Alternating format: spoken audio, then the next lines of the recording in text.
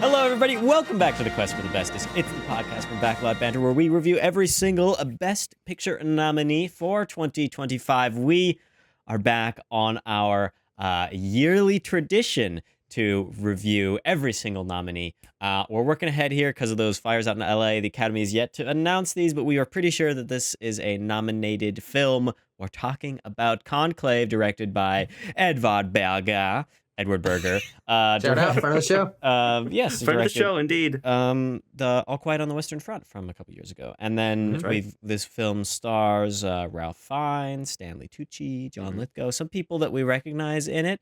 It's a bit of a courtroom drama with an inversion on it because it's about the Catholic Church and the Pope. Yeah, and how it plays out. I am excited to hear what you guys have to say about this one, because this might make waves on our list if I put my hat in the ring a little bit.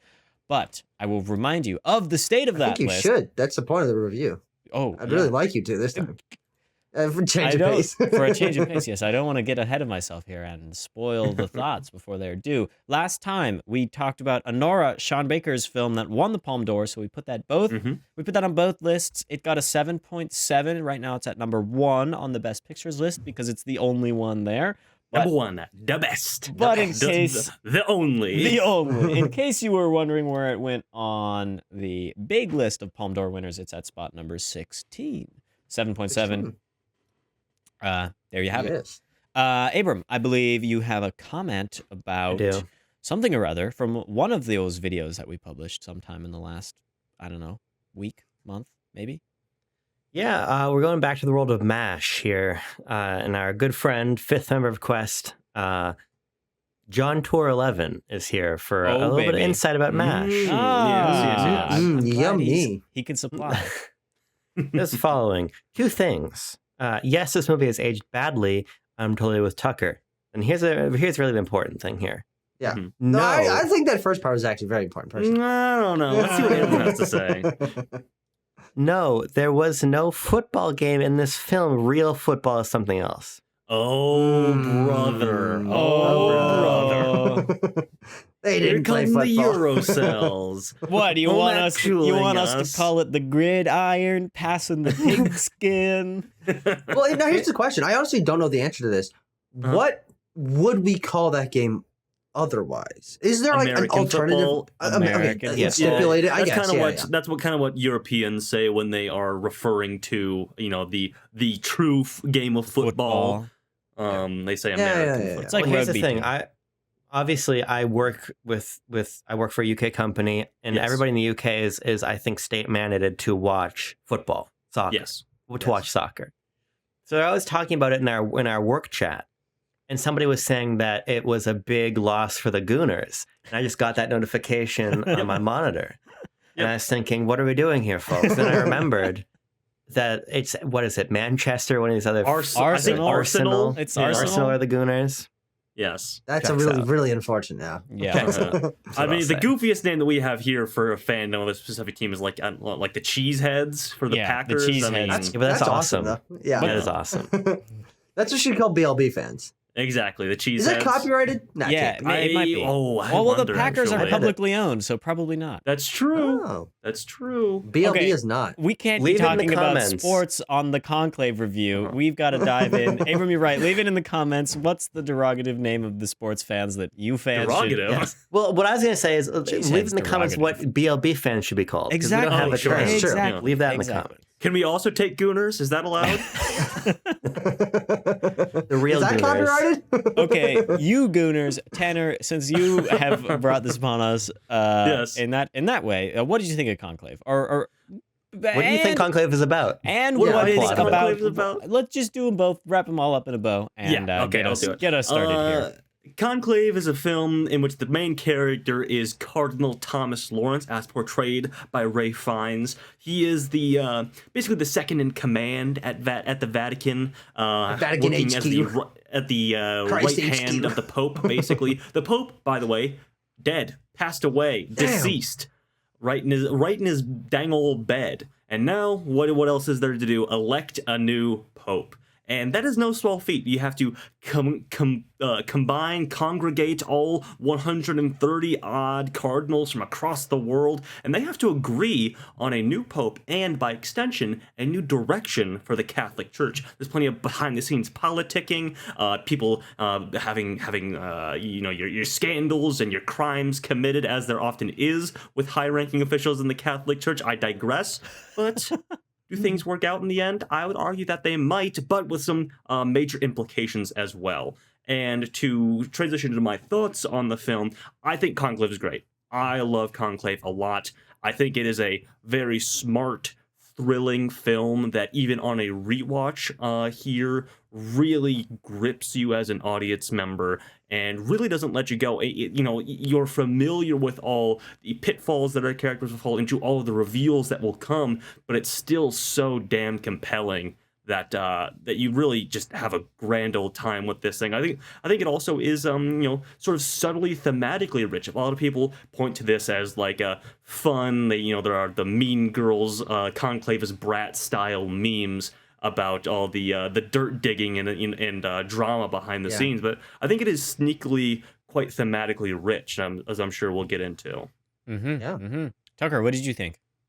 Oh man, I love this movie. If you've been watching Quest for a long enough time or know me enough personally with my movie taste, there's nothing I like more than an ensemble cast of people that don't like each other and that are just at each other's throats and are digging up things on each other, and everything's really like a tight powder keg with a lot of energy inside. And Conclave absolutely is that, with the backdrop of one of the smartest ideas of like story concepts ever, of like, oh, we got to figure out who the Pope is. And that has like such wide-reaching implications that every single little minute interpersonal argument and disagreement has like 40,000 layers of extra pressure on it.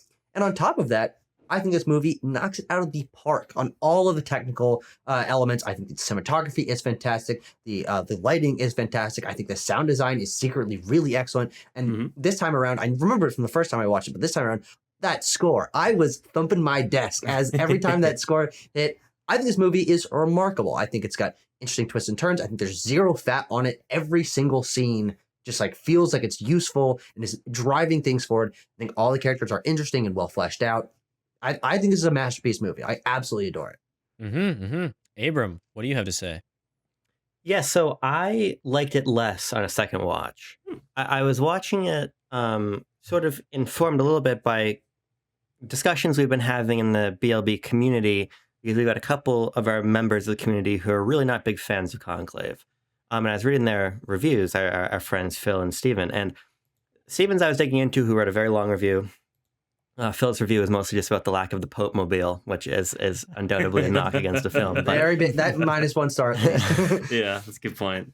As I was sort of reading through Steven's very critical review, which I don't agree with in large part because I still like Conclave a lot, it sort of helped me triangulate a little bit why, for me, on a second watch, I felt like the appeal of Conclave wore a little bit thin. Sure. I think from a technical perspective, it's outstanding. I would say that it's among the most beautifully and most intentionally shot films that I've seen this year. And I think that there's generally a sort of propulsive, energetic feel to the editing and the screenplay that, to me, elevates it above this sort of maybe more standard Oscar bait traditional drama category that I've seen this movie sort of be slotted into, which I don't think is necessarily fair.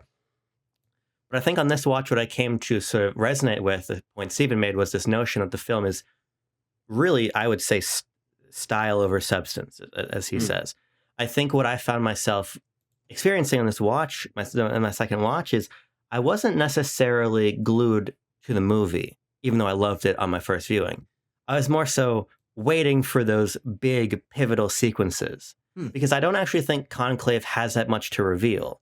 I think it works extremely well as this very tightly made thriller, but I don't think that there's much depth beyond that. I feel like I got exactly out of Conclave on the second viewing what I got out of it the first time. And moreover, I kind of felt like where we start to complicate the narrative or pay off these themes of certainty or doubt, the movie's done. Sure. So yeah, that's totally fair.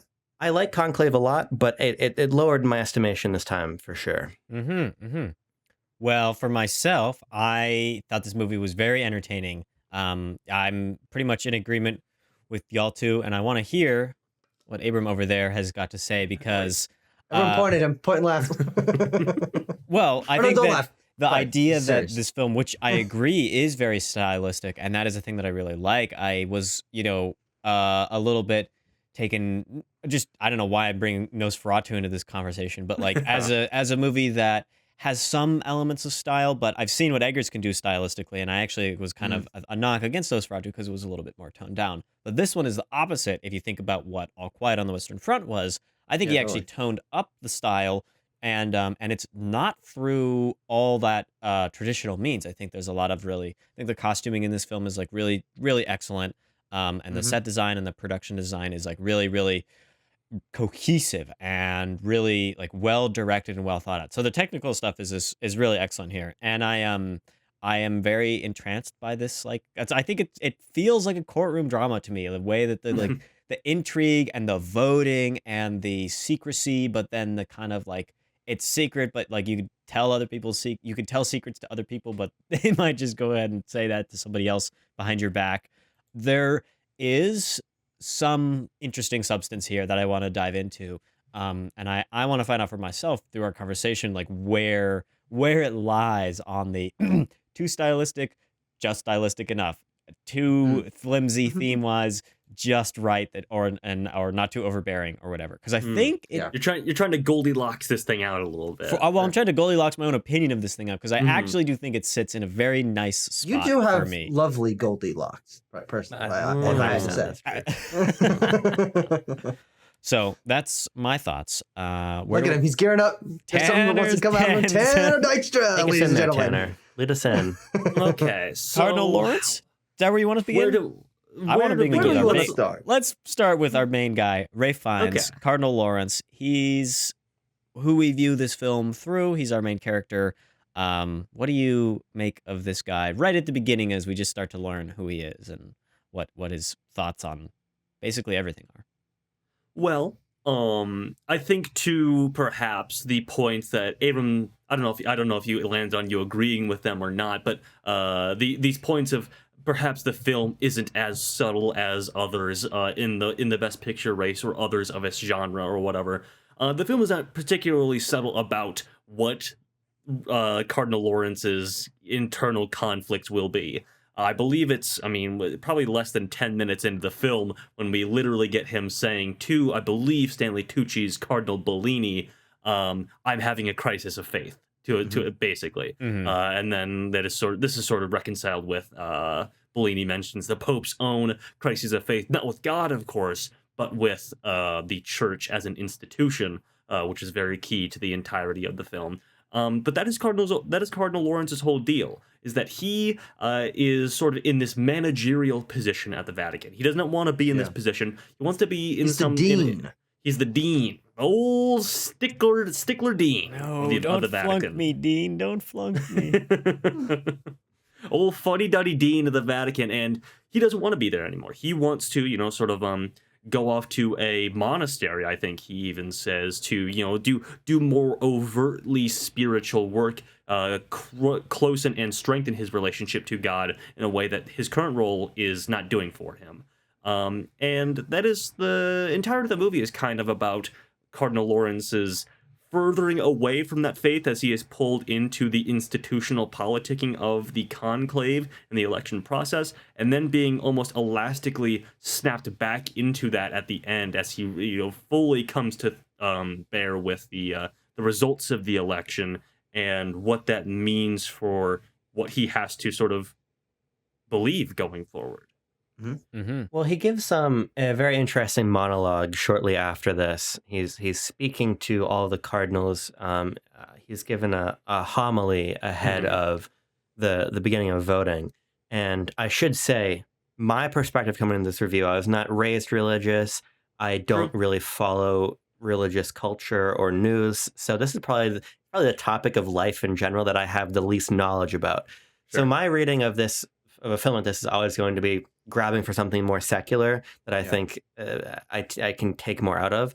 And I think that this overarching notion that we get in this very beautifully written and I think extremely well delivered homily from Ray Fiennes is this notion about doubt and the importance of doubt, and his desire to have a pope who doubts, and his sort of fear of certainty, much like the Sith, actually, in a lot of ways. He really... God damn it. Wait, look, we've been bringing up Star Wars for a specific reason in the last few episodes of Quest. I was hoping we'd go an entire Best Picture review episode without mentioning the stupid series. No, not this time. well, moreover, I just think it's important to put on the table and in the minds of our listeners the importance of this homily, which I think is illustrative, really, of a lot of the technical strengths, the performance strengths, and the narrative strengths of the film, because I think there's just as much to get out of this. Obviously, it wasn't accidentally released in the middle of the U.S. election cycle, right? Yeah. So there's this larger political narrative, a larger secular political narrative in the film, too, that I think is sort of what my eye is drawn more towards. Yeah, of course. And certainly widens its thematic relevance to more people that aren't involved in... We're not cardinals, we're not popes, we're not even... Any of us are particularly spiritual or religious in that way. And so having it also be applicable in a larger sense to just politics at large, and also just like gossip and interpersonal things. Like I think it's really is a wide-reaching thematic film, which I want to get into. But to circle back to Cardinal Lawrence, I think what makes him so compelling as a character is that doubt, but how the doubt plays into the idea of doubt versus power, or the search for power, and the way that he is put into this role that he already is not quite sure he wants to be into, but needs to continue to pursue it. And you can see on his face and the way he interacts with others, his desire to control the situation sort of ebb and flow over the course of the film as he learns new information, as he breaks certain rules, as he breaks certain people's trust. He is always like pulling himself back, but then sometimes you can see him sort of tumble forward into, oh, this is actually kind of interesting and I need to make a decision here. And then the movie continually reiterates this point of people that are hungry for power are the ones that shouldn't be in power. And that, I think, is a really interesting thematic implication for a film about elections, but not also a movie that is about almost every single character in this film is a person of power in some way. They're all leaders in their own right. And I think it creates this really interesting stacking tension of conflicts, because every cardinal and Catholic leader involved in this film is a leader of their own group. They're highly respected people, but then there's tiers within that of who respects who and who's in charge of who. And I really love the way that sort of like beats against every other character. Like, they're used to being treated with respect and being in power, and then in this situation, they're they're basically just classmates in this situation that all have like the same level of power and in theory should have same levels of respect. But of course, they're also still mortal men. And actually, I want to read this line that Stanley Tucci says, because I think it's fantastic. He says, "We're mortal men. We serve an ideal. We cannot always be ideal." And I cracked open my notepad on my phone and I'm like, that's bars. This is awesome. That's a great line, because I think it frames this powerful religious topic of choosing the next leader of one of the world's leading religions within the context of these are people at the end of the day. And it's that tension between Ray Fiennes' doubt and his search for power, and the larger context of who should be in power and how should you trust them? How much faith should you put into them? Whether that is in a spiritual sense or in like, you don't know them fully, but you have to put faith in them to be your leader sense. I think it's just layered and textured. And I love that we center around this one guy that has a ton of internal conflict. And we slowly learn more about him throughout the course of the film. Yeah, I mean, I think that like dynamic of wanting power, not wanting power, that bit where Stanley Tucci comes to Ray Fiennes and says, tell me you aren't really dreaming of this. We all are. Let's be honest with ourselves here. We all want this. And so then to be out there and be saying, no, I don't. For some of them, it's a play. For Lawrence, it seems it's kind of not, that he is the role that he's grappling with, the kind of the way that the dead Pope casts a shadow over everybody's interpretations and everybody's decisions, and how the Pope's instruction to Lawrence of there are people who are like leaders of the flock, and then there are managers of the farm, is a kind of an interesting way to divide up all people. And that's kind of like this framework that I see Ray Fiennes' character as operating in, and trying to decide if he's part of it or if he's breaking out of it. And so I like that this film actually wears its kind of what it's trying to be about on the sleeve. I don't even know what Tucker's doing right now. He's wandered away from camera. Oh, he's putting on a jacket. Come on, man. There's a reason I got up silently. I could still hear you. My cord is very long. I know you can still hear. But I was literally shivering as I said that. I'm like, I need to be able to focus because it's cold in here. So I put on a jacket. To wrap up my point, like well, I think it's gone now. I've been distracted. Okay. It left. Sorry, man. Sorry. I honestly tried to do it as subtly as possible. You just walked out of frame. I don't know. To refocus us a little bit, slightly, I'll try here.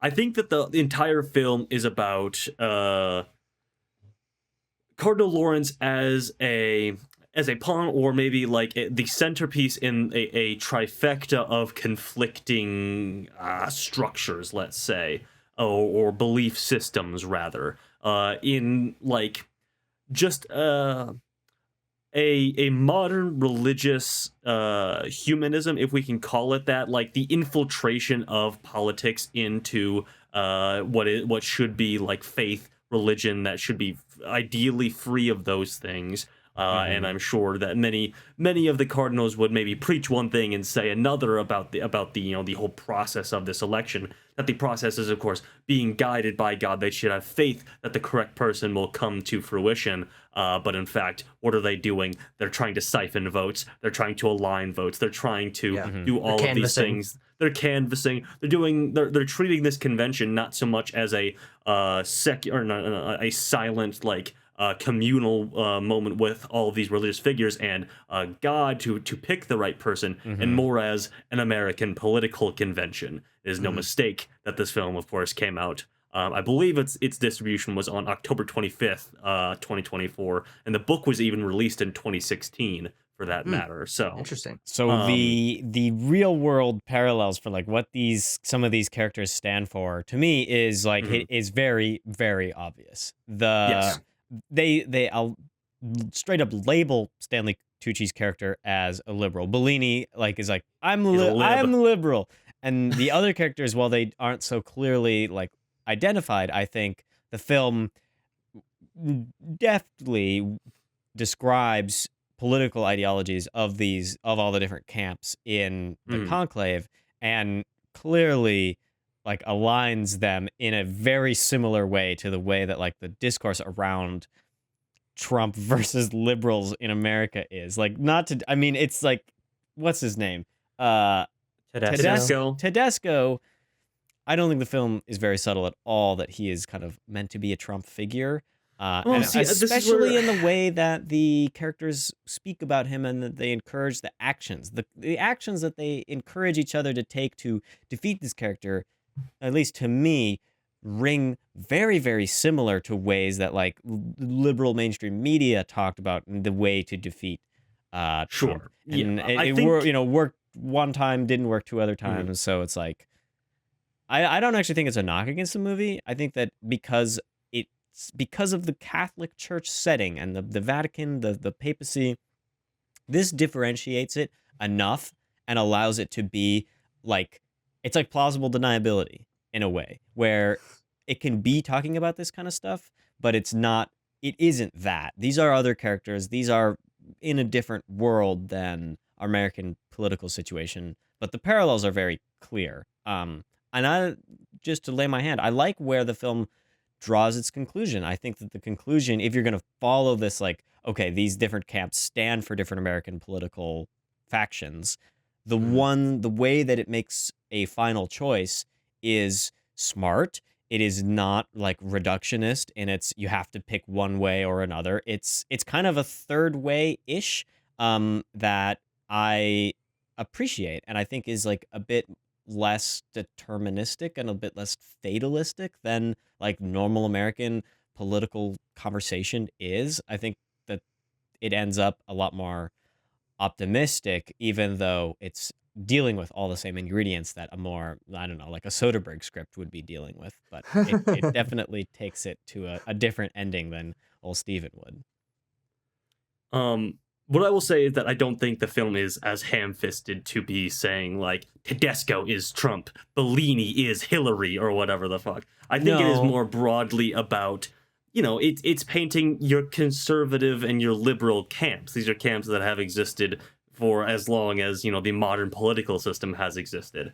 And of course, there are more overt modern tones about. I think the scene between Bellini and Lawrence in the hallway, you know, the classic Stanley Tucci, "This is a war." His line readings there really read to me as like Berger or hang on, let me get the original writer of the Robert Harris, sort of pointing to neoliberal ineffectiveness or scolding in light of like a historic election, which we've seen time and time again in election cycles in recent history. This sort of mentality is present in the film, but I don't think it is so overtly being like, this is a movie about the 2020 election or the 2024 election. It is more potently about the election process and how you know, these positions of great power and influence are sought after and chosen, even in scenarios, even in locations and settings where that should not be guided by canvassing, where it should be guided by like a more introspective search for your own faith. I think that's clearly what the movie's about. Well, I mean, the other thing is that Trump doesn't vape, so I don't really see the parallel between him and Tedesco. So what I think is intriguing about sort of a political read on the film is that I don't think that it's so, to your point, Tanner, I agree with you that I don't think it's so strictly allegorical. I think it's situationally allegorical. Of course. I mean, when I watched this on October 26th of 2024, a week and a half away from the election, I was like, it's all I could think about while watching the movie. 100%. But I think the reason that the film gets to the point of intrigue that I think it does is because it's interested in sort of a more timeless political struggle when, even if I think we think about 2016, 8 years later, culturally, it feels like such a weird, old, specific time. I don't think that Conclave feels that specific.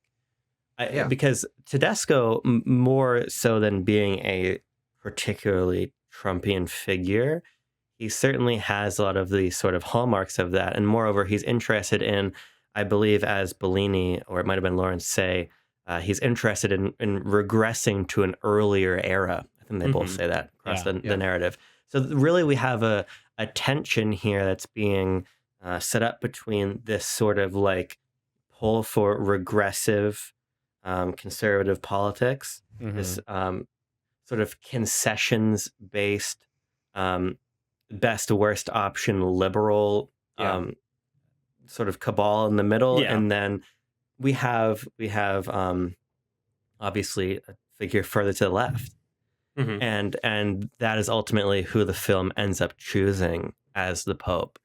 And I think what's interesting about this is really what happens in the middle. I actually don't find all that much interest on either side of it, frankly. I don't think that Tedesco is that interesting beyond an idea. And I think that Benitez, I would say it.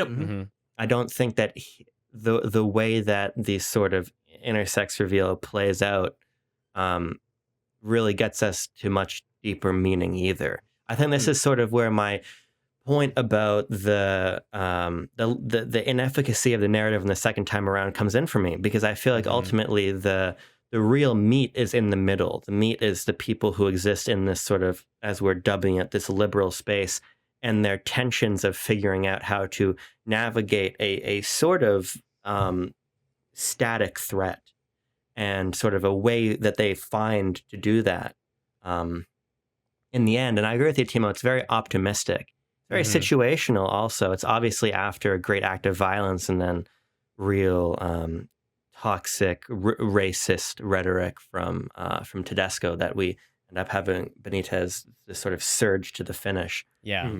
But I don't know. I just feel like that deserves more time. I think that we race towards the conclusion, and once we're through the tape, we kind of just end the film. And on one hand, I sort of like this notion of the sort of arrival of progressivism, just bang, it's here. And the film ends on this sort of breathing out, this relief that this is what won. But I just feel like there's more to give, and I don't think the film gives it. Well, here's the interesting thing about this whole Tedesco, the Tedesco of it all that we've been talking about is I agree with the larger cultural connotation of the way this movie was written and then produced and the time in which it came out. I think is intended to mirror these things, but I also agree with Abram and Tanner when they say that it's general enough to where you'll be able to watch this in 40 years and still be like, oh man, isn't this so accurate to our current election? Like there's a vagueness about the character and sort of a generality in which the brushes that they're painted that I think allows it to be more broadly thematically applicable. And I think that specifically to me, that's because this movie is about the election and quote unquote defeating Tedesco, but really on a screen time basis, it's much more about choosing the different liberal options. There are 5 characters that should technically be on the same side, but they dislike each other for different reasons. They are all battling and sort of stealing votes from one another. And we go through a lot of this film, and Amber, I think this is maybe where you get the most intrigue, is picking them off one by one as reveals happen. And, slasher film-esque, we go through and we defeat Adeyemi, and then we defeat Tremblay, and we sort of, and things come out about Bellini as well. And these threats, quote unquote, start to fall as we explore more about them and learn more about the culture of what's going on in this place, and the tensions build and ebb and flow. It doesn't paint almost any of the characters as totally good people. All of them are complex in their own ways. They all have things they like and dislike about each other, histories with each other that we're not fully given information about. But I think it's actually to the strength of the screenplay that we feel like we understand each of these characters and their positions.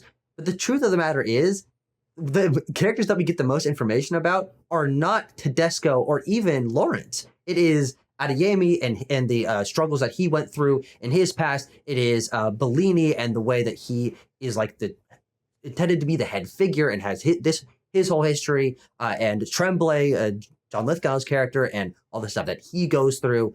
Those are the characters we learn a lot about, and both Lawrence as our central rock of the film and the sort of looming threat of Tedesco, they're left a little more generalized. And I think that to your point, Abram, means that once we're barreling towards, okay, Tedesco is no longer a threat, it's well, I mean, yeah, you're this is gonna happen. It's not particularly, it doesn't feel super tough that happened.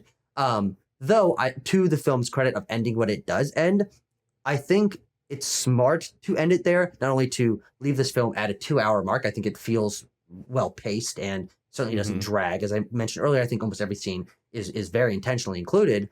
But I also think as soon as you step outside the bounds of the moment where this film ends, you enter 6 different cans of worms that require all their own scripts to fully unpack. And so I think it's really a smart screenwriting decision to be okay, we're done here.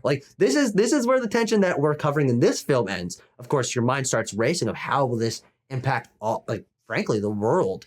But I think that is, again, a strength of the film's screenplay where you're left wanting more. But I feel it's very satisfying to end it where it does. And for one very specific reason is the second to last shot of this movie is after Pope Innocentius has been elected, and Lawrence has returned to his quarters, and he's sitting there kind of de-stressing from the whole thing. And suddenly the shutters rise. The shutters rise and light starts streaming in the window. And I'm because honest to God, for me, I'm oh, I even forgot that happened. But then it reframes the darkness and the tension and the oppression of the entire movie. And as obviously the tension is lifted from finally we've chosen the Pope, also the metal computerized curtains or blinds or whatever start to rise. The protective shell around the city is lifted, and they are allowed to like go out and do God's good work again. Yeah. They're no longer kept to the bounds of the internal politicking. They've freed themselves from it, but of course there's many question marks on the horizon. Of course, there is some doubt, potentially some mystery abounding of things to come, which is exactly what Ray Fiennes was talking about, what Lawrence was talking about in his homily. I completely agree with Tucker on the ending. I think that having it go on, like, it ends at a very satisfying part that has a lot more to think about, but does open too many worms for, like, it's just outside the scope of this film, and I think would have been a little unruly if now we dive into all this new. You can only imagine what the new drama is and the different stakes, and like it's just a new story at that point. And so I see where you want more, Abram. Like, I also am like, this does raise a lot of questions. This puts a lot of doubt in my mind, but I'm pleased with where it stands. I guess my question for you guys then is because I totally hear what you're saying about sort of affect just simply as a viewer, the effect of ending there. I think particularly on a first watch, this sort of and strength of my first watch, so I've only got one under my belt. The sort of the strength of that reveal, I think, is very potent, and it does take, I think, Tucker, you've been using the word intent a lot, and I think that you're totally right, that there's a deep intentionality to every choice in the film, writ large, and we'll talk about more technical aspects. But moreover, I guess sort of my question is, what does it mean that Benitez is intersex? Well, I guess this is an interesting notion. Well, I'll let Tucker jump in if he wants to jump in. Well, I think it's this is something that I definitely needed to rediscover on a rewatch, and then I also rewatched this part of the movie to make sure I was like putting the pieces together right. This is a very in the script specific thing, but I think it required a rewatch for me to get it, which is when Lawrence is talking to Benitez, who has just become Pope, and they have the conversation about his intersex identity and how that impacts him as a man of God and impacts the power that he will have as Pope and the influence that will have. The moment in which Benitez says, or Innocentius, I guess, like technically Pope at that point in the whatever, they all work. He says, "I know what it's like to exist between the world's certainties." That is like one of the last lines we hear him say, and that is referring back to the very powerful homily that you mentioned earlier, in which one of the most powerful lines in that I also wrote down in Lawrence's homily, where he says, "Certainty is the great enemy of unity. Certainty is the deadly enemy of tolerance." And what this movie really is about is the exploration of multiple viewpoints and finding that way through that isn't the extreme options. And in a very literal sense, Benitez's identity as an intersex person is in the gray area, in between the ways that most people see either this or that. There is a way forward in the middle. And so Benitez being an intersex person is like a characterized version of that I think is core to the ideas of faith and doubt. Okay, those are two opposing things. Now, technically, there's some space between conservative and liberalism. There's a way in between that where things can somewhat coexist. And I think that the movie is very much about finding that middle ground and not letting yourself fall into certainty in any way, because that is where progress is then stopped. Yeah, I mean, I want to hear what you have to say, Tanner, but to respond to that quickly, my issue with that ultimately, because you're totally right. I mean, that's the connection that we're supposed to draw, I think, referring back to the homily. And in some ways, if we just sort of take on a plot level this notion of Lawrence getting exactly what he wants, it's sort of a victory for the character. And I think that's interesting. But what I sort of have issue with is that I don't think in a more like concrete sense, Pope Innocence represents sort of a middle ground. I mean, his identity is radical by the social norms of society at large that the film is operating within. The whole world, and especially the Catholic Church. 100%. So it's a radical victory. And so when I watched the film for the first time, I was saying to Jean how much I really thought the ending was super interesting because it rung to me of a lot of the sort of strong blue Midwest political figures who in religious states here in the US will defend their sort of marginalized transgender LGBT youth in their state, saying these are also children of God and I'm not going to let you harm them. And so I like that note. I think it's an interesting note, but the reason it doesn't work for me, particularly watching it again, is that I don't think that the film is just concerned with Lawrence getting this pope who doubts. I think that the film is about something much larger. It particularly towards the end of the film, it's revealed, literally is revealed, that there's been a terrorist attack, several terrorist attacks in the surrounding area. And suddenly the sort of weight of responsibility changes for our characters as they are no longer sequestered. They have literally, there's been an attempt on their lives. They're suddenly aware of this larger context. So to me, that represents a shift. That's a shift from this sort of politicking to this sort of realization on behalf of the characters who make those votes for Pope Innocence, that there is this larger world out there that they really hold immense power over. Sure. And so I just have to wonder, really, what does having a character whose identity is comparatively radical and who does literally represent a further left way forward than Bellini. Bellini even does turn, to your point, the scolding. Yes. When Tedesco is calling the Middle Eastern, he's calling people in the Middle East and the Islamic world. You should be ashamed, and 100%. etc. And or to an earlier scene where Tucker was talking about, like, he's like, they're advocating for picking the least worst option. I mean, how many times have we heard that in the last 8 years? 100%. So I guess my ultimate question still remains. Yeah, it is a nice return back to the beginning with the homily and everything. But again, what does it really mean that he won?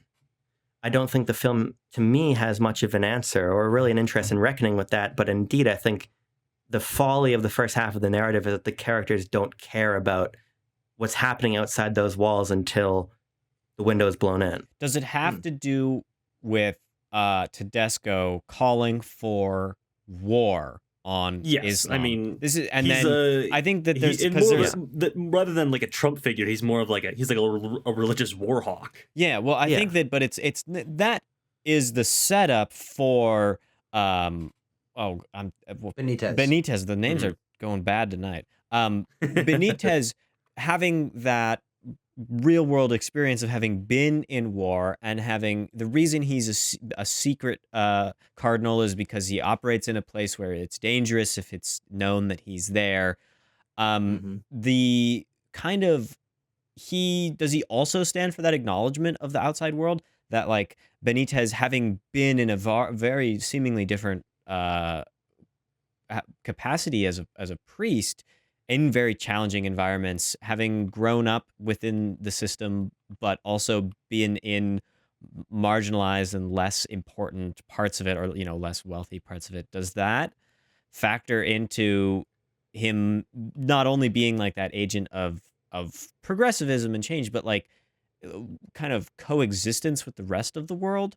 Is it trying or to better understanding? At least I think that the stuff that he talks about is not that this is his political affiliations is to support these things, but is that unlike many of the men who are cardinals here, Benitez has much more experience with a wider variety of people around the world in situations in which they've been in. And to the point of that being opposite of what Tedesco says, Tedesco at like one of the first cafeteria sections that we have in this movie is like, there we need to return to having we used to speak Latin Italian around here. Yeah, like very much. He obviously is not interested at all in pursuing a wider sense of unity and exploration into the real world. And so, Abram, I actually think that's a good point, bringing up the attack, the terrorist attack, like shocking them into reality, kind of, because we've been like literally sequestered, and obviously we're all aware of that. But Benitez, even though Benitez has been a very quiet character up to this point in the film, Benitez still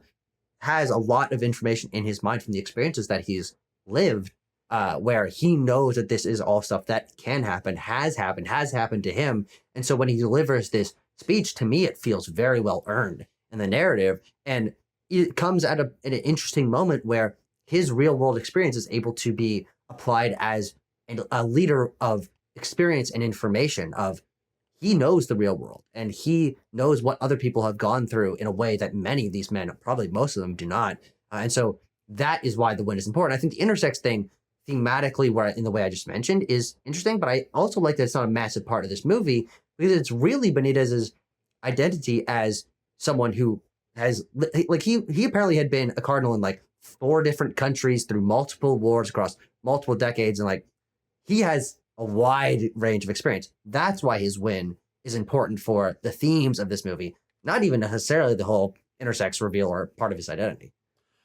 Yeah, it kind of it reads it's as like pragmatism to me. Like he's a little bit beyond the identity. Like it's as simple that. as just being a turn towards, you know, radical progress for the church, as opposed to, you know, a conservatism, a turning in towards tradition that Tedesco represents. I mean, yeah, the film is very clear about this. Is that it is painting Tedesco as the bad guy that nobody likes and wants to do bad things, and those bad things are returning tradition. And then Benitez is the very quiet, very quaint guy who is clearly more like outwardly or I guess more inwardly rather faithful than the rest of them. I mean, one of his very first interactions with the rest of the cardinals is them just going through the motions of saying this pre-dinner prayer, and then he extends it out to, you know, God bless the thirsty and the needy and everything else. The sisters who have helped set this up. Exactly. And I mean, the film is very clear in these points.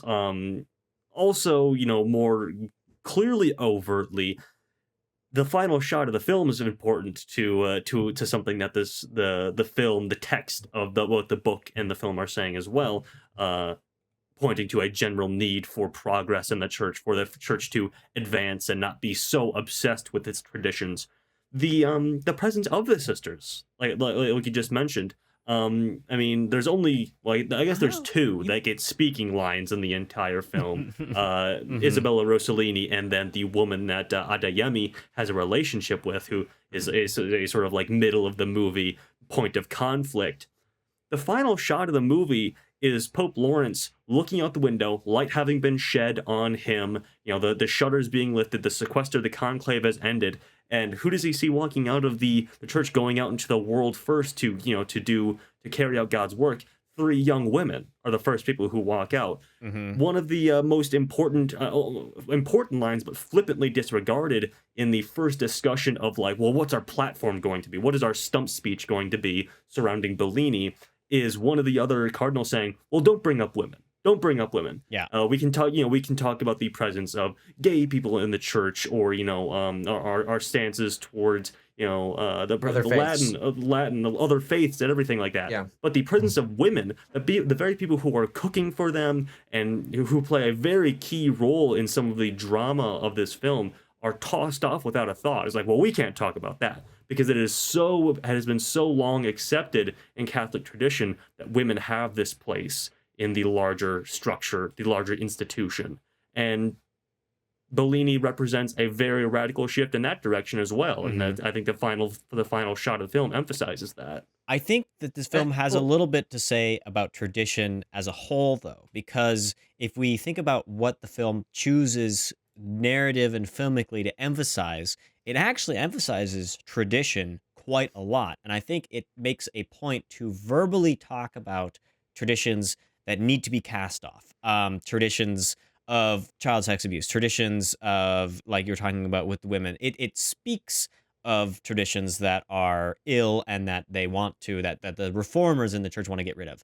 But it shows the traditions that I think the film is saying are fine to stay, that serve good purposes and that have cultural and institutional value. That this whole process of voting is, in the eyes of the film, I think, a very hollowed thing. The way that the Pope's body is dealt with towards the beginning of the film, that is all, the language of the film is very steeped in tradition there. And I think that it makes a very good case that those are totally fine, that those serve purposes and exist for reasons, and that there is a conversation to be had about the value of tradition, but that tradition in itself doesn't need to be cast off. I think maybe going along with the idea of the middle path of this film that it takes. Yeah. And to the point of the tradition, I think one of the other great strengths of this film, and why I think it engages me so acutely, is its structure and its pacing, that even in like filmic language is very traditional. This movie is about the cycle of voting and then returning to the sequestered conclave area. I don't know what they specifically call it, but where they like eat and discuss with one another and canvass and debate. And then 4 or 5 times throughout this film, we've returned to the Sistine Chapel with high roofs and beautiful paintings on the walls, and these like rows and rows of men with their cards that they write on, and they each deliver they reaffirm that this is something that they are here to do and this is important to them, and then they do this really interesting action where they place the card down and tilt the thing up so it slides in. Like, there is this repetition to this movie and this like beating heart throughout it that is the structure of the film and the way that they continually return to this place. And it isn't until that structure and that repetition is disrupted by the attack that anyone is able to sort of cast off the differences or the like biases they have inside them to be like, no, we need to take this seriously. We need to like focus and like make shit happen. And that's when the final one is obviously when the Pope is actually elected. But I really love the repetition of this film. I love the way that we continually return to that voting room, and the visual language is so beautiful. But each time, each one is subtly different, and we hear a different amount of votes, and the sound design plays different elements of the mix in different ways. And one of the most powerful moments to me is a very subtle moment of sound design in this film, which is when Lawrence is finally deciding to vote for someone other than Bellini, or I guess himself. He votes for himself for this, like the penultimate time. Yes.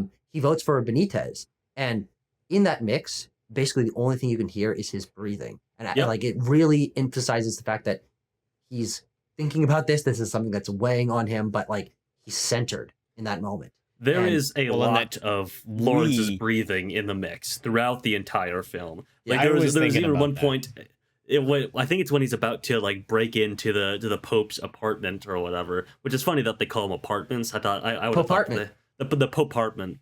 And he's standing outside the door for a moment, and it also just like all levels out to only his breathing. I was like, man, you can really hear his breath very clearly. I mean, we open on him breathing, like walking in a huff over to the Sistine Chapel or wherever they live. I don't really know. The Pope-partment, excuse me. Yeah, I mean we open on that. We live inside his head, and that is what it is communicating to us. Yeah.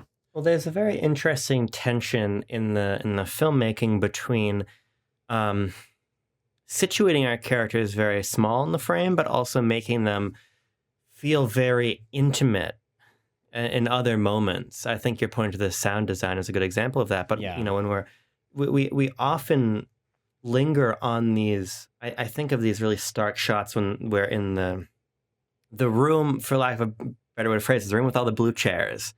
Yes, and we're talking shop. The theater room, right? It looks like a high school theater. Yeah.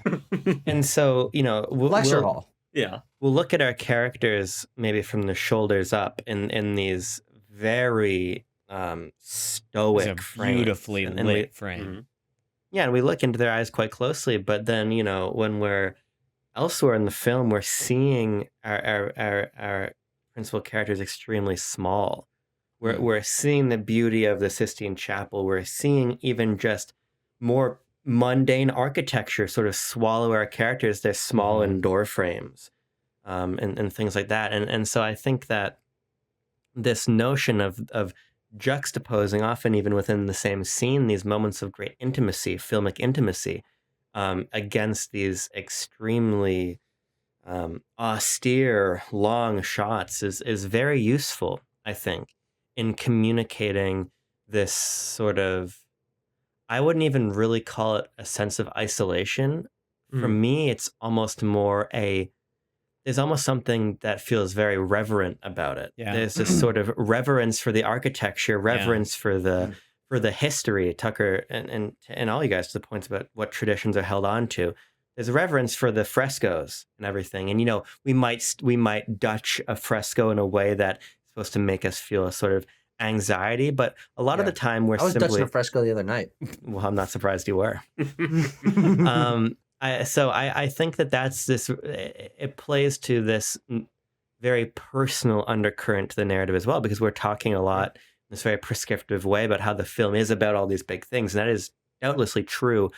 But I think it is also really concerned with the strain, the personal moral strain of this situation as well. And I think a lot of that material is visually communicated or communicated through the sound design. Mm-hmm. I think the visual storytelling you're talking about, Abram, is just a very clear visual indication of Berger conveying this idea of there is a higher power at play here. I mean, we haven't even really talked about the idea of faith as it exists in this film. And it is a very overbearing presence. Experts on that field. Exactly, precisely. But no, I mean, it is taken as if you can believe it, a film where every single primary character is either a cardinal or a nun or the Pope himself. It is taken as a given that these characters all believe in God and go through these religious ceremonies, these religious practices in pursuit of their beliefs. Or Lawrence rather has his crisis of faith, but are we really led to believe that he is thinking that like God isn't real? Or because when the only element of depth that we are given into it is his assertion that he is having problem with prayer. Which is we're not really sure what that means. Which we can sort of convey or think about, meaning like his doubt with the fact that he can commune with God, that he can have a clear relationship with him. In that way, that he can maybe have a back and forth sort of conversation with God, not the fact that God exists as a higher power. Yeah, true. The visual storytelling that you're talking about, the framing and everything like that, are all underlining the presence of this higher power that maybe everyone else is ignoring because they are so focused on the canvassing and the politicking and the voting. Is it correct that in Catholic doctrine, only the Pope is the only Catholic who is able to like talk with God directly? Yes, I believe so. Yeah. He communes directly with God, I believe. The mouthpiece of God, as it were. Mouthpiece of God. That's one other point I just wanted to make sort of about the precision with which the film is shot. I think about the moment when Lawrence is speaking with the sister. What's her name? It's Isabella Rossellini. Shinumi? No, not her character. Not her character. Shinumi. Shinumi, thank you. Sister Shinumi. He's talking to Sister Shinumi, and she's wearing this blue, his blue clothing, and he's obviously in his bright red. Her habit, I believe. Is that what they call that? Yeah. From Sister Act, it's the habit. Yeah. Back in the Habit, one of the best subtitles for a movie ever. Exactly. Unimportant. Conclave 2, Back in the Habit, anybody? Please, God. This is a very I'll believe in a higher power if that happens. This is a very surface level observation I'm making, but simply her habit, his cardinal robes, and this green fern in the background.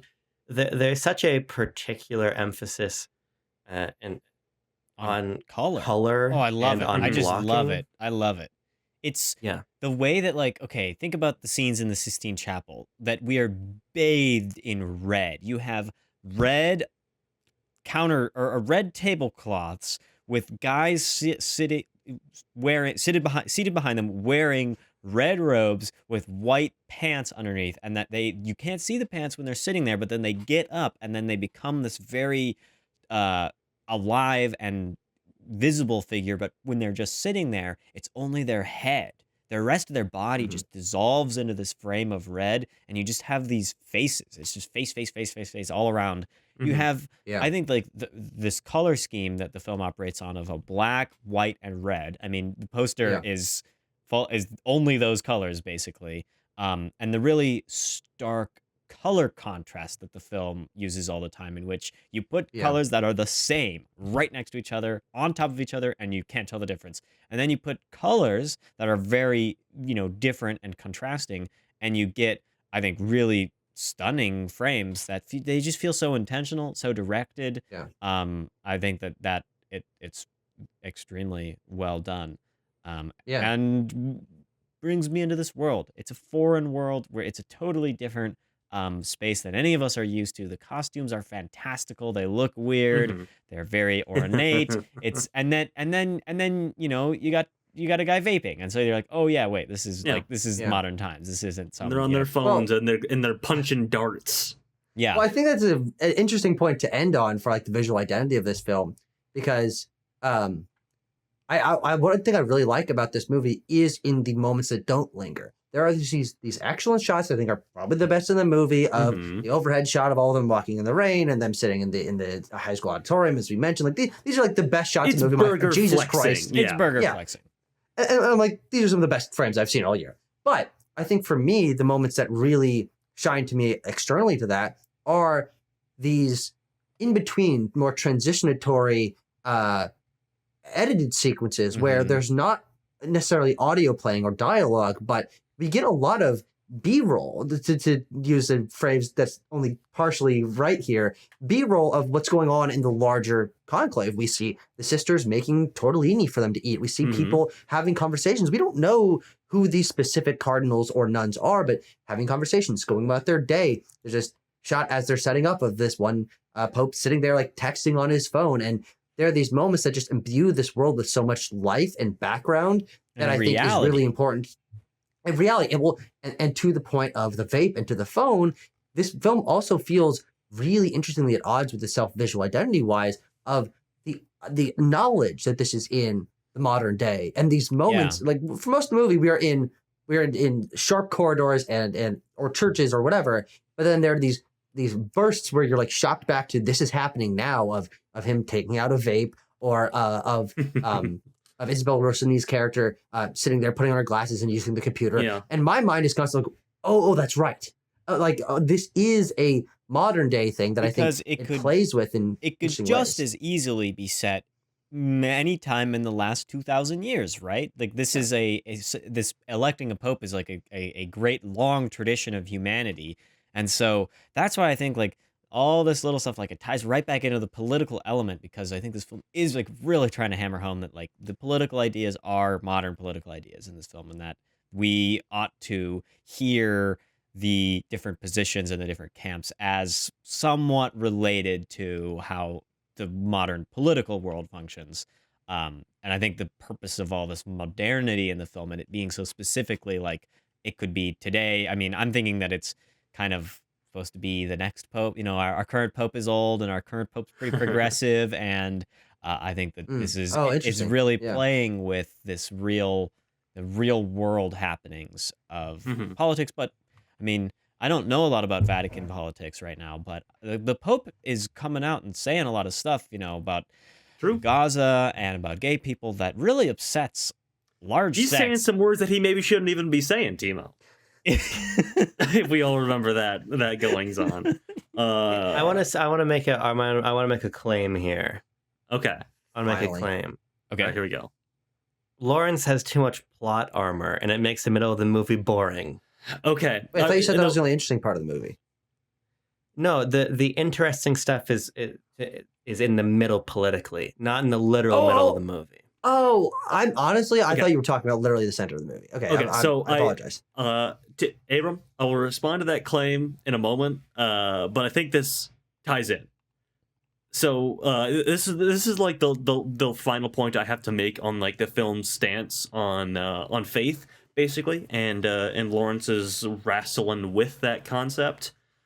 Is the moment that is really kind of odd in the movie is this terrorist attack that ends up blowing the windows of the Sistine Chapel in during this penultimate vote, as it were, where they have to reconvene, and that's when we basically get our Tedesco versus Benitez speeches, when it becomes, of course, glaringly obvious that Benitez is going to win that next vote. But the vote that's really interesting to me is the one that is interrupted, the one where Lawrence writes his own name, the one where the outcome is quite uncertain, where Lawrence even perhaps gives in to his own ego and writes his own name down as perhaps the last stand against Tedesco, and will he even really succeed, or will Tedesco, who's to say? Yeah. But and right after he's chosen his name, Yes. Pope name is John. Yeah.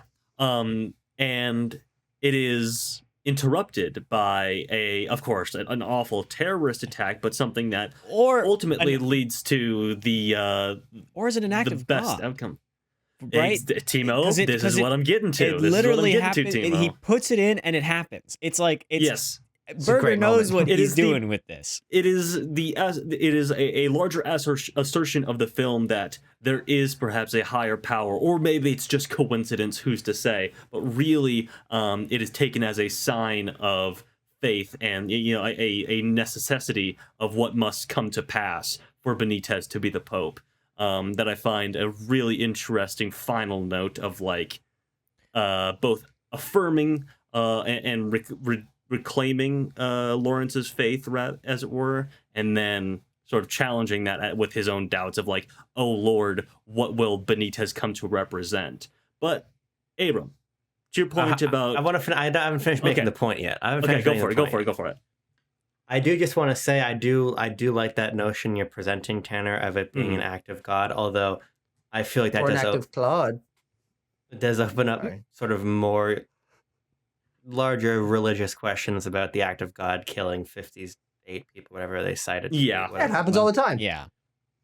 But nonetheless, my point about the plot armor, which is frankly a lot less philosophical, but Okay. I think that the screenplay is kind of weak in the middle. Because I feel as though Lawrence can essentially do whatever he wants, and there's really no real sense of consequence. He's I not don't even actually feel- really sequestered. Yeah, No. I don't really feel the tension. I don't really feel anything for a lot of the movie. I'll give you some very concrete examples here. Okay. So, going into the Pope's apartment is an example for me. It is a very it's a very meaningful thing that he's done here, breaking the seal. The seal struck to the cue of the score early on. Yes. The establishing of it is such a critical moment, and so to break that seal is quite significant.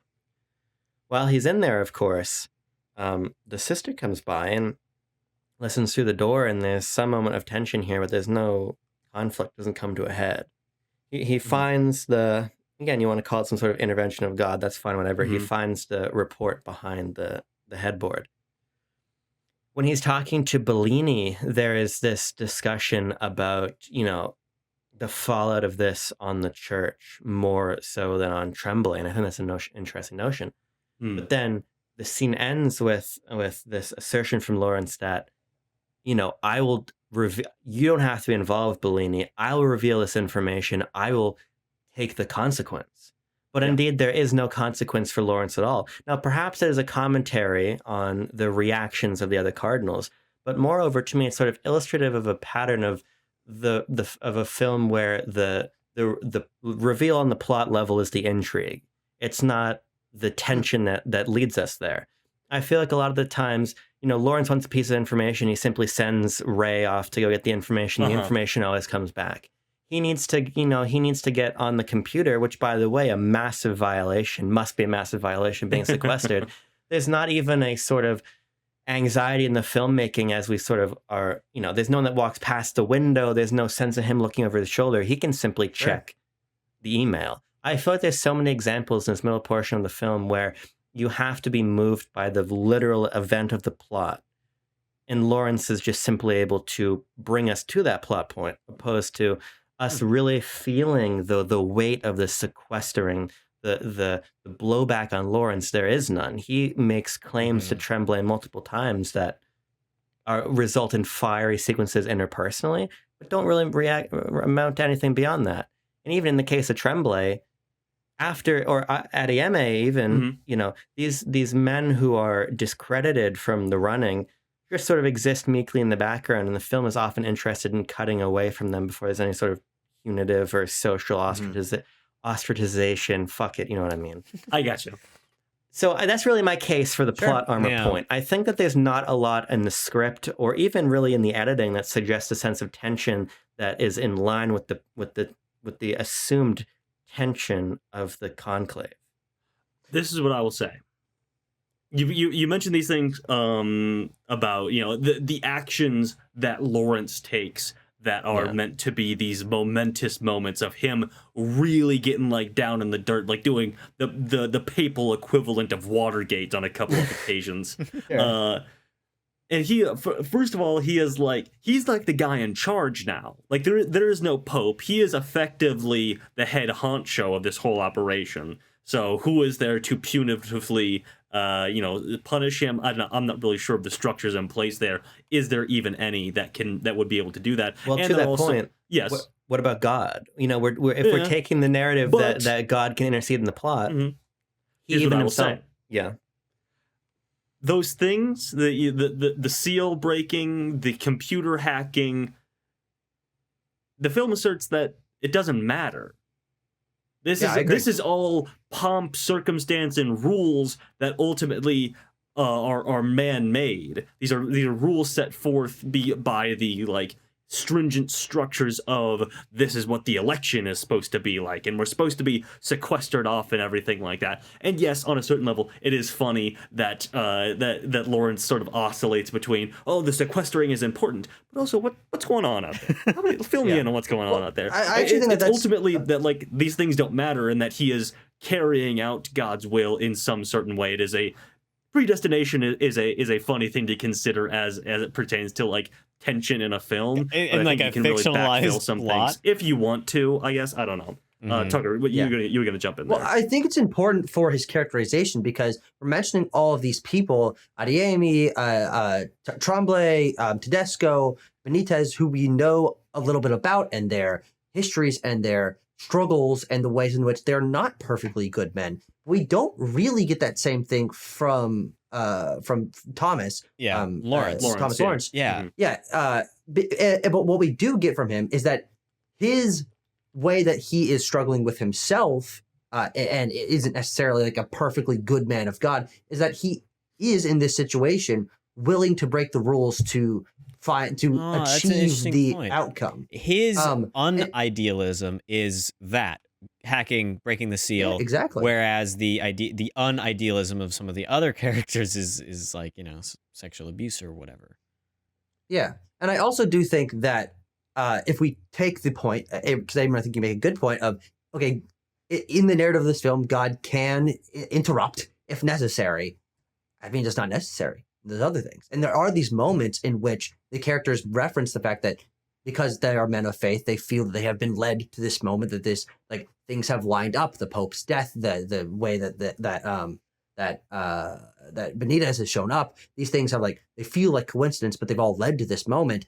And I think in the narrative of a film, I think, at least in my eyes, there's a degree of subjectivity that I need to take to this, where I'm like, yeah, I would be interesting if there's a little more tension here. But in the narrative of the film, what really matters is the outcome. What really matters is Innocentius being elected, and it isn't important that there is extreme tension on him breaking these rules, because breaking these rules is what is allowing any of this to happen.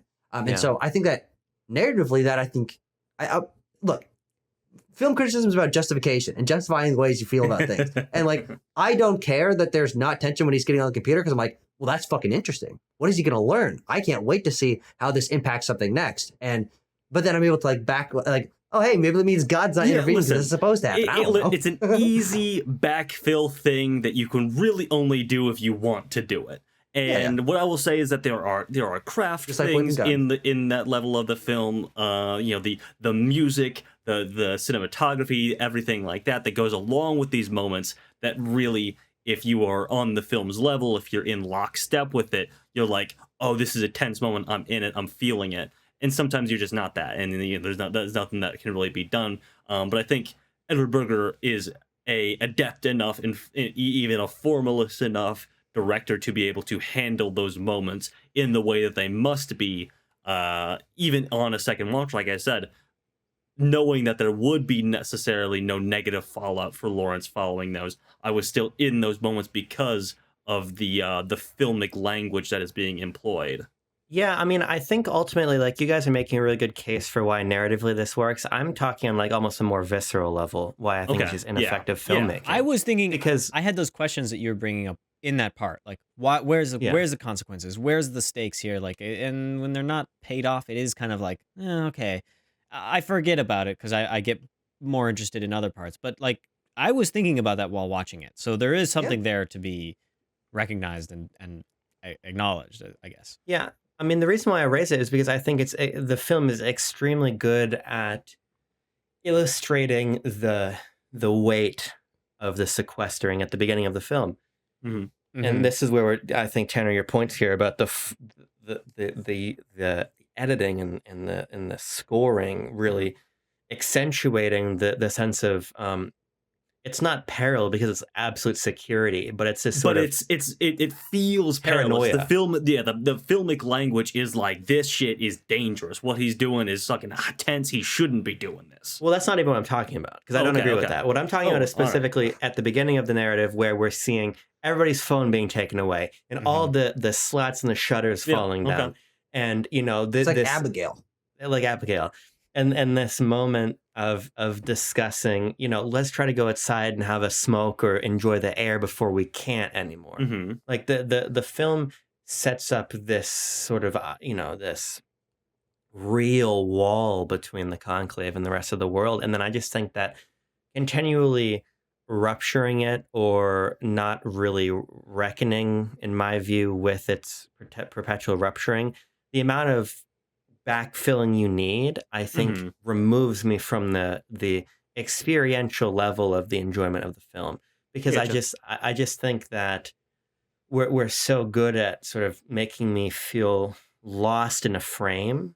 Like, I love the moment of Lawrence is walking around a balcony, and we see this big, beautiful multi-tiered balcony and these huge columns, and him just in red walking, and the exits out the left of the frame. Like, it's so easy for me to become enraptured in that because Berger is that good of a filmmaker. But I just think that when so much relies on plot to the point where it almost feels a little bit like contrivance, I just think that it loses the appeal in genre. Not necessarily the appeal in thematics, but the genre appeal, I think, is particularly important to a movie like Conclave. Mm-hmm. It definitely is. I mean, it entirely hinges on...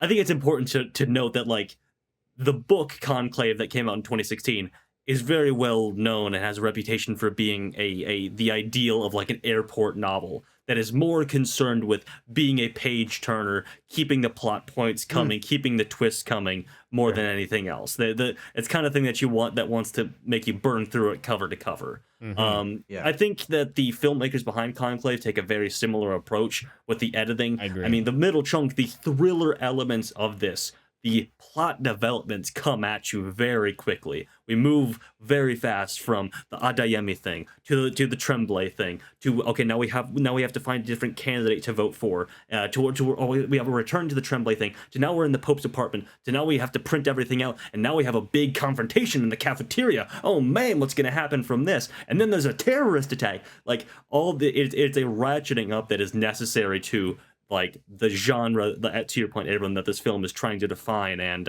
if it didn't click for you, then I mean, that's totally fair, I think, because if you miss the train on this one, if you miss the trolley, then you're kind of just fucked. Can I spit my very hot take about this movie right now? Okay. What? Spit it, homeboy. But is that to shake our faith? It might. I do not like the score on this one. Whoa! All right. Timo, you get one of these from me. Tucker's. And that means a lot, buddy. I know. I don't do this lightly. Volk. Yeah. Did you like the? I forget. What Timo? Quick feelings on the All Quiet on the Western Front score. I recall being a fan of that. We should probably check the tape. But I also think you didn't like the Driving Miss Daisy score, which is also like the even bigger thumbs down. My issue with the score music, on this one is that it's just not interesting enough. Like, it's the same problems that I think can be levied against the All Quiet on the Western Front one, that it's Yeah, the totally. same thing. It's the same thing over and over. But this one isn't so narrow in its idea of what score can be. It's a little bit wider, and thus I think it is less effective. I think Yeah. it sounds beautiful, but I also think that it is manipulative and not necessarily. I don't like There's another movie with a character named Lawrence Mm. that has a score like that too. the way that the score is constantly like that banging. I think it's this like hit is a cliched film note. I think that it is Sure. used in an interesting way because that is a thriller genre note. Yeah. Like that you use that when there's scares and jump scares and like, you know, real like body horror tension and that kind of stuff. That's what we think stereotypically, but its use here doesn't do all that much for me because it is so loud in the mix and it is not all that interesting as a score hit. I think that and it's kind of overused. I like the pulsating strings, but by and large, I want Berger to do something different with his scores on the next one. I want him to explore a different avenue of what he really wants because this one, it's just more of the same idea that I don't know. I don't think is all that interesting anymore. I thought it was interesting in All Quiet on the Western Front, and I don't think it's all that good in this. It's well made, but I don't like it. Well, this one is that boom, boom, boom. That's what that one needs. That's what it needs. Yep. I mean, honest to God, you know, we're in the mood. We should here. be. We should be in this episode. I really do not see the criticisms that you're levying because the score may be my favorite part of the movie. Like seriously, I think that it is what provides tension. To Abrams' point, on a narrative level, there is sometimes, or at a structure level, there's sometimes a lack of narrative tension or script level tension. And I think he's right to levy those critiques. But when he's sneaking into that room and the score's, I'm like, this is the scariest thing that's ever happened to any human being in my life. And manipulation on a filmmaking level, I think, is important for emotion. And Yes. I think it can be used in balancing ways. And, you know, where you fall on critique, whether that's on the script level or the score level for you, team, I think those are absolutely valid critiques. But for me, it is the combining of those elements and using strong elements to balance out the weaker elements of others that is, to me, smart filmmaking. Of course, I would prefer if every element was top notch all the time, but I think it's smart filmmaking to know where you can keep your tension level and quality level feeling cohesive across the entire thing. We've mentioned the word cohesive the entire time. I think that is a very core element of my reaction to this film, and the score being similar across the course of it, I think is a part of that. And when that set of score notes hit over and over again, I think it actually is reflective of the structure of this film that I was praising so heavily earlier, of the repetition of it. The way you get a similar score hit whenever you return to the voting room or whenever a character's walking through a hallway hurriedly as they're hurrying toward a destination to reveal someone to someone else. That is this movie ticking like a clock. And to me, this movie is very mechanical. It's very locking into the next place every time a scene progresses or every time a note hits. I kept thinking about, as the editing is like synced to the music, to me, it's the satisfaction of a key turning in a lock as you finally hit that. And that is what the score provides to me, is that sense of tension, of repetition, of things need to lock into place for everything to go smoothly. Mm-hmm. And when the score backs off and you get this sound mix is just someone breathing, that's the tension lifting. That's the characters focusing in. But when the score comes back on, I'm like activating my robotic chair as I lock into position. I'm like, shit is about to go down. Yeah. So Yeah. I think actually Tucker is pointing to something that I think is the overarching alienation some people feel from this, is that it is a well-oiled machine. It is mechanical. It is hitting these very clear-cut points. It is very formalist in its visual and audio cinematic execution. Berger is very, I mean, between All Quiet on the Western Front and now Conclave, I think he's sort of making this his brand. These slick, cold but cool, quick movies that are really focused on their their formal presentation to you. Mhm. They're not so much known for their warm beating heart as so much as they are concerned with being a quick, slick, fast, well-oiled machine that gets to the finish line and checks the boxes along the way. Yeah. And I can totally understand, especially having described it that way, why some people wouldn't be on board with this film. But also, I like an Aaron Sorkin script. I like a David Fincher movie, which can also be levied with these criticisms. So Yeah. I think that it's really a matter of meeting the craft of the film where it is, meeting the structure, meeting the ideals, or maybe the what the film's goals are where they are, that maybe are not so lofty in terms of theme. Maybe they are not so humanist in terms of their execution, but they are what they are. I just like that we're seeing a style develop. Like, I think the clear Berger style is showing in this film, and I would be, if you were to be like, these two movies are directed by the same guy, if you hadn't seen them, All Quiet on the Western Front and Conclave, you'd be like, what? No way. And then you watch them and you're like, yeah, these two are totally directed by the same guy. Yeah, I mean, I think I'm What about Patrick Melrose starring Benedict Cumberbatch? Oh yeah, I was looking through his filmography earlier today. I was like, this guy kind of came out of nowhere. I mean, he's done like some limited series like Patrick Melrose, and then like another one, and then he has like a German movie or two. I was like, this guy, where did he come from? He burst on the scene. I'm definitely struck more by the All Quiet on the Western Front score. Like, I was a massive, massive, massive defender of that score. I think a lot of the "it's just three notes" criticism was unfair because, not to fucking relitigate on the remake of All Quiet on the Western Front, but I think that what was effective... Let's do it. What was effective about it is that I think that film is really trying to reinforce the same horror that pervades the entire narrative. And so those really heavy, overbearing really cemented that idea for me.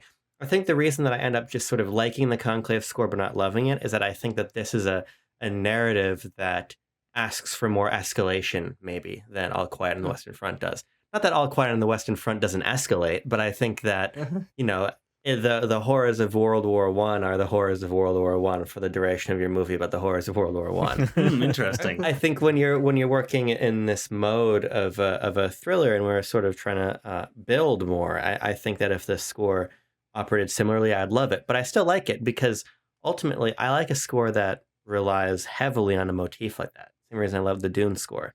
I just like associating. I like that association between the movie and that sound. Yeah, and I think to your point, Tucker, there are moments when it works amazingly. With the seal is an amazing moment. So yeah, I just think that it doesn't feel as universally potent as All Quiet on the Western Front one did to me. Sure.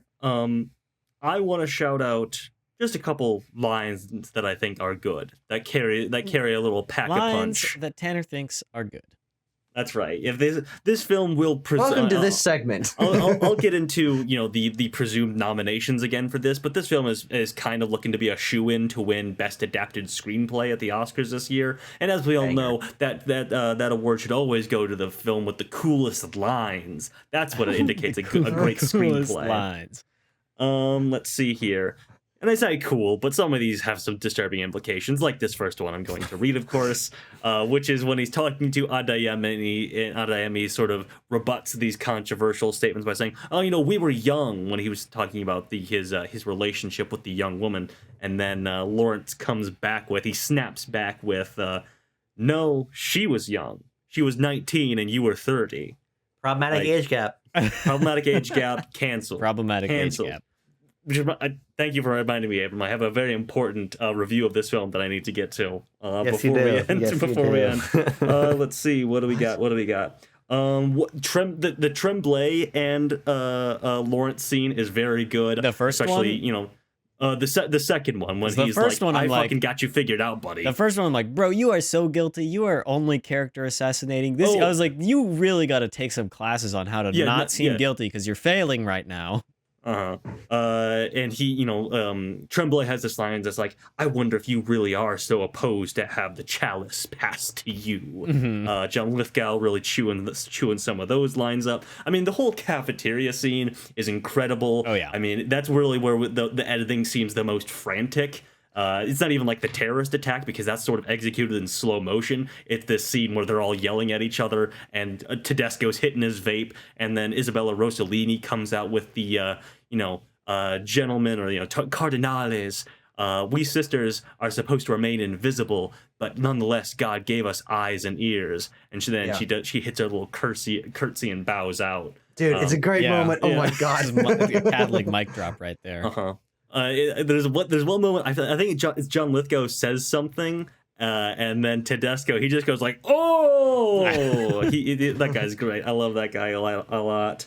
And everything stands for, right? And not everything he stands for. When Adeyemi says, he just hits Tremblay with Yuda, traitor. Yudas. Oh yeah, that's a great moment. Yeah, well, I do want to mention, with all of these lines that you've been bringing up, I think they are great lines, great moments in the movie. And again, I think this is why I love this movie so much. There is no other movie like Conclave. These are cardinals. They are men of God. They are locked down in this prison-like enclosure, ostensibly, but they are gossiping like high school girls. They're slinging petty insults behind each other's back. They're meeting in the hallway and like having quick smoke breaks and stuff. It's ostensibly a high school drama, but it takes place in the Vatican. And that identity of a film that is in reality really about gossip and about rumors and about insults, but with the visual identity of a cold, austere, and also very religious film.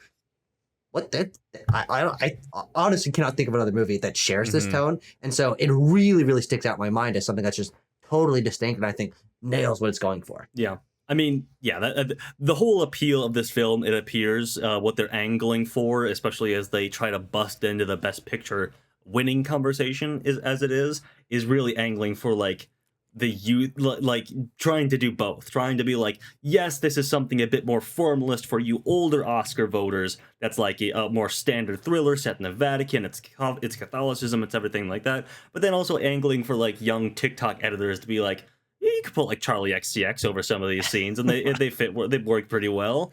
It is really angling for both, and I think, I mean that's like the overwhelming like younger person reading of this is this drama, like a Mean Girls-esque drama. Yeah, I've seen that GIF of Thomas Lawrence with the turtle. Like, I've seen that everywhere, and I don't know why, but people keep like a sped up GIF of him walking the turtle. It's very strange. People love a good GIF. Should we score this one? I don't look a GIF horse in the mouth. Very good. I honestly don't know what that means. It means that if somebody gives you the horse as a present, it's rude to be like, oh, let me expect the teeth of this horse before I accept it. Do you understand what I mean? Right. No. I know what the gift horse thing means. You just accept the horse, damn it. You don't need to. Megyn Kelly has a review of this film that she tweeted out. Megyn Kelly, disgraced former Fox News host, has to say, made the huge mistake of watching the much celebrated Conclave, and it's the most disgusting anti-Catholic film I have seen in a long time. Shame on Ray Fiennes, Stanley Tucci, and John Lithgow for starring in it, and shame on director Edward Berger, among others. Spoiler: they make the Pope intersex. This is the big, exciting twist at the end. I wish I had known, so I wouldn't have watched it. There are almost no redeeming characters in the movie. Every cardinal is morally bankrupt and repulsive. True to real life, might I add. The only... she didn't say that. I added that in. Back to quoting Megyn here. The only exception, of course, is the intersex Pope, who, surprise, has female reproductive parts. And the cardinal who keeps, and she does misgender the character of Benitez here, so I will read as is, but I don't approve of this. The cardinal who keeps her secret, because of course that kind of Catholic secret keeping must be lionized. I'm disgusted. What a thing to release to streaming just in time for Christmas. They would never do this to Muslims, but Christians/Catholics are always fair game to mock, belittle, and smear. It's funny because I don't think that this movie is like to Timo's point from earlier, I don't think it's like anti-religious. Not at all. I don't think that's it It at is all. anti what these people stand for, which is the lionized, strong structure of the Catholic Church as an institution that has political sway and power. Yeah, I mean, this is also why I just have a base level of respect for Conclave to elicit sorts of reactions, or the fucking scowling Ben Shapiro Conclave thumbnail. Like, I love all that stuff, and I my final note on the film, I think, we were talking about watching this movie before the election. Now we're watching a movie after the election. Maybe you should move left. I don't know. Maybe you shouldn't stop fucking around in the middle, and you should just move left. I don't know. Maybe, yeah. Ooh. Let's give it a score. Hey guys, you want to vote? Let's vote. All right, let's do it. You got your secret ballots ready? Make sure your handwriting is how did they say it? Legible. Legible. Legible. Mamma mia, I love making sure that handwriting is legible. Molto legible. Anyway. God, we suck, don't we? Okay, I finally figured out what I'm giving this movie. You ready? Yes. 3, Yeah. 2, 1, go. Boom. Okay, we have a similar sort of palindrome as the other score. Not a palindrome, but a repeating number. It is 8.8, so that's going to put Conclave at spot number 1 above Honora. Point breakdown is that Abram gave it a 7.8. Tanner gave it an 8.5. I gave it an 8.9, and Tucker gave it a flat 10.0. He really liked it. Wait, So, 10 out of what? out of 10. Oh, 1. 10. Perfect score. 10 out of 10. perfect score. Conclave, directed by Edward Berger, going up at spot number 1 on our 2025 Best Picture nominees ranked list. Mm-hmm. So there you have it. Yippee. Yippee. Indeedy. Yes, indeedy. Tanner, what are we going to watch next time? What are we going to review? But also, Tanner, what's we going to get for nomination? Okay, I'll do nominations Yeah, do that first. first. I forgot. These ones are, I feel, a little less set in stone than Honora. Again, I'll revise these if I'm not all wrong following the nomination ceremony. So it'll be nominated. When are you going to rise them? Thank you. Thank you. What was I going to say? Thank you. If this film will be nominated for, of course, Best Picture. That's why we're talking about it here today. I believe Ray Fiennes will be nominated for Best Actor. Isabella Rossellini will be nominated for Best Supporting Actress. One of the few actual supporting actress roles in the film, in the race this year, I might say. She has, like 7 or 8 minutes of screen time, as opposed to, I don't know, maybe more screen time than the lead contenders. But I digress. I don't know what you're talking He's all angry about something or other. Mm-hmm. We'll talk about it when we get to Amelia Category Perez fighting. and everything like that. Don't worry. This film will be nominated for Adapted Screenplay. It will be nominated for Best Editing, perhaps Best Production Design, Best Costume Design, and Best Score. Oh, hot dog. Won't that be awesome? Won't that be hot cool? dog. They didn't build a Sistine Chapel. Why are they getting production design? I don't know. No, they did build all these sets. These are not shot in the Vatican. I don't think they would allow this film to shoot in the Vatican. No, yeah. I mean, Edward Berger took a tour of the Vatican to study it. You But can't shoot They anything built all in these there? sets. I don't think so. No, It's a separate country. it's like holy ground. Yeah. It's its own. Regardless if you can or not, I don't know if there's like an offshoot exception. Maybe they like a let Ron documentary. Howard in They there for didn't. like the Da Vinci Code. Yeah, I mean, now that you're saying this, I'm like, why did I think that was? Because Yeah, it's so no, accurate. this is all sets. It's award worthy, Abram. Yeah. Well, as I was reading a little bit about the production design of this film, Mhm. it is all sets. Everything in this movie is set, and specifically, they were able to tour the place where the Pope apartments are, but it doesn't look exactly like that because they actually made it look a little more prison-like, a little Sure. more like serious. A little And, cold. I love those big marble Yeah, I squares was that gonna make be up like, everything. this Those are sick. seems a little like dark and dreary. I mean, it's all Yeah. marble, nice polished marble, of course, but it Well, seems and a little cold for these. And I love the guys. big red doors that Yes. enter the room, Yeah. and I love all the sounds they make. It sounds like an airlock, like sealing Yeah. closed. It's Yeah. so crazy. Hey, bidets in there? Oh, I'm sure. 100%. It's in Italy. I think there's a That's- cardinal bidet in there. Okay, Tanner, what are we What's going to that? talk about next time? I don't know, like the guys, like the cardinal's name is These bidet. sets are rather brutalist. Tucker, thank you so much for bringing that up. Because Folks, settle in, empty out your bladders, get your popcorn, and maybe don't get a large drink because, I guess you can, because the next film that we'll be talking about has a nice 15-minute intermission in the middle of its 3.5-hour runtime. It is, of course... Perez. No, it is a movie that in fact is 3.5 hours instead of just feels like 3.5 hours. It is Brady Corbet's The Brutalist. The Brutalist. The Brutalist, baby. Mm-hmm. I'm the Brutalist. Should be rolling out in theaters across the country in the coming week. Well, it'll be out by the time you guys are seeing this, so hey, go see it if you haven't already. I'm looking forward to watching this. I love a good Best Picture nominee in the theater. A little intermission. If the movie's good, hopefully that inspires people to put more intermissions in movies. Hopefully. I like the idea. I'm excited. I'm Yeah. excited for the intermission. Yep. Which is weird to say. Last movie I went to with an intermission was Jailer. We got to get That out of is here. true. We got to get out of Yeah. here, or else we're going to have to give our listeners an intermission because this episode That's has true. gone on so long. But join us next time for The Brutalist. Thank you for discussing Conclave. We will now release ourselves from this sequester of the recording session and go on with the rest of our lives. So what, sir? Whoa! Whoa. And on that beautiful pun, I'll This lead us Questclave. the Questclave. Okay. Stay cool. Keep warm. Peace.